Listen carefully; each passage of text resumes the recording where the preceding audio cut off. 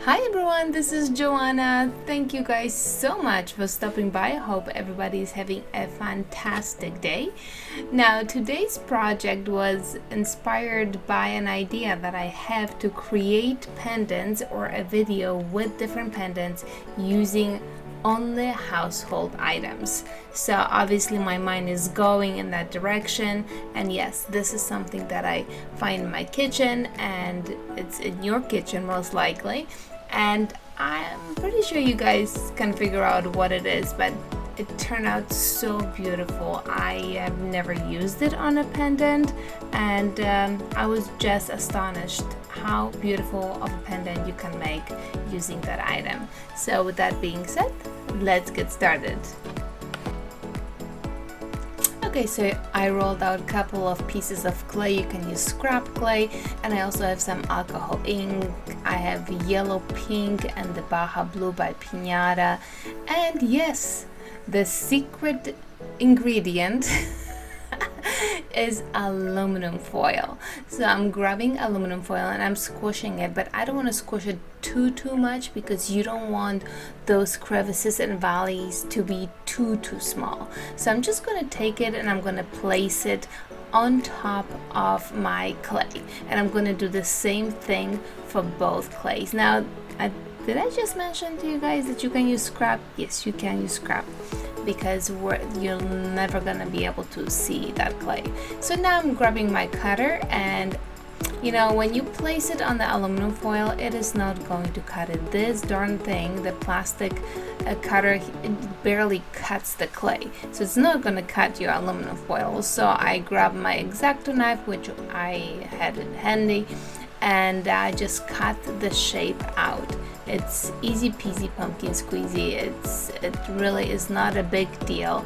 I wonder if using metal cutter would help. Maybe that would cut through the aluminum foil. I'm not sure, but this worked just fine. So right now it's just a matter of taking the clay off and creating the pendant, making sure that the pendant is the shape that you want it to be. A nice thing using the cutter like that is that you're going to have the aluminum edges on the pendant already, so you're not going to have to create a frame. I am going to be creating a frame, but you will not have to really create a frame, because the edges are going to be there and they are actually pretty nice. So here you can see just putting X-Acto knife to work and taking all those little pieces off. You know, when we'll lift the pendant, yes, it has, the edges are rough, but it's okay. You know, just grab your finger and kind of smooth it out. You know, we can tuck a little pieces in the back. No big deal there. We're going to create a back to it as well, so really it's just an easy peasy job. But you can see right here what I was telling you about the edges, that the aluminum foil actually covers the edges, so that it's really nice. If you don't want to create a frame for it, you'll be just fine without a frame. Now, if you want to use a bezel, that's another option. I just grabbed my bezel and I cut out aluminum foil to the shape of my bezel, and I am pretty sure that you're not supposed to use scissors on aluminum foil because it dulls them, but I did it anyways. Alright, so now E6000 goes in the middle, and I'm going to spread it with my finger so that it covers all the edges nicely, and then the aluminum piece is going to go inside, and that is going to be the inside of my pendant.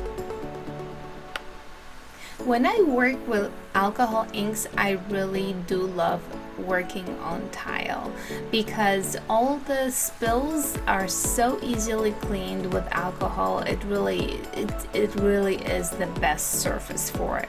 So here I'm going in with the Baja, and you know, you put one drop and you can see how the alcohol ink just spreads in those little valleys and crevices. It really has a life of its own. And you know what, I did say that I used yellow. This is not yellow, it's actually Citron by Rangers. So it's Citron and the Baja on those on this pendant here. I kind of felt that, you know, when you put the alcohol ink in, it's kind of nice to move the pendant around so that the alcohol ink kind of settles in its own natural way. So the bezel pendant, it's just pink and citron. Oh, citron. Sorry, citron. Citron. Citron.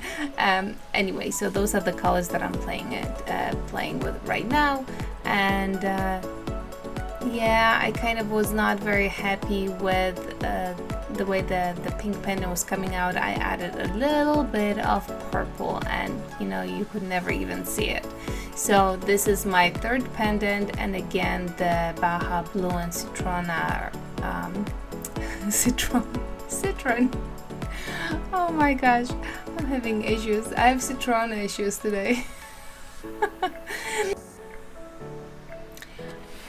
Okay, so the pendants are already baked. I baked them at 270 degrees for half an hour, and I'm creating the backing. So basically I rolled out clay on the thinnest setting of the pasta machine, which you don't have to. You can do thicker setting. It depends how thick do you want the backing to be. I just wanted to barely cover it.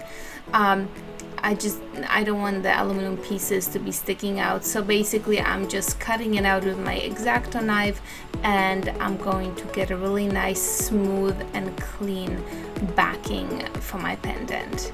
Now you just need to make sure that it attaches really well. We are going to bake it again in just a minute, but before we do that, I am going to create a frame for this pendant.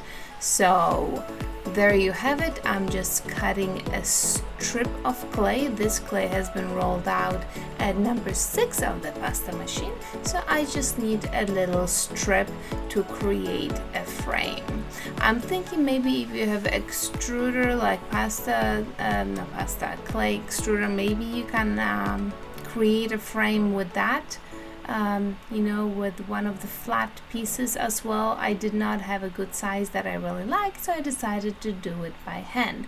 But you just go in and you kind of make it work, make sure that it's attached really well to the pendant, and we are going to throw it again inside the oven and bake it for another 20 minutes or so, so that the backing and the frame will get hard. But you can see here, you kind of have to go from the top and squeeze that frame towards the bottom, because there might be a lot of play, like in my case right here, and then you just go in with the tool and kind of smooth it out and make it look beautiful. I was going to leave the second pendant without the frame, but then I decided no, I really do like the way these look with the frame, and it was just so easy to make. So right now they're going back in the oven for 20 minutes. And here are my babies all baked, and there is resin on, and the resin is set. You can see on top, on the left one, on the top left corner, there's some resin missing. I went in and I fixed it. I didn't notice it after I actually videotaped it, but wow, the crevices look so beautiful, and the alcohol ink is dark in some spots, light in some spots, and it's almost like the top ridges of the aluminum foil that some of them didn't even take out the alcohol ink. It just adds so much character to this pendant. And this one here, it was also awesome. I think I probably should have used a little bit of lighter colors with it too for contrast, but hey, I love it. Well, my friends, let me know what you think about it, and what do you think about a video just using household items to create pendants? I think that would be a cool one. Well, my friends, thank you so much for watching, and till next time. Ta-ta!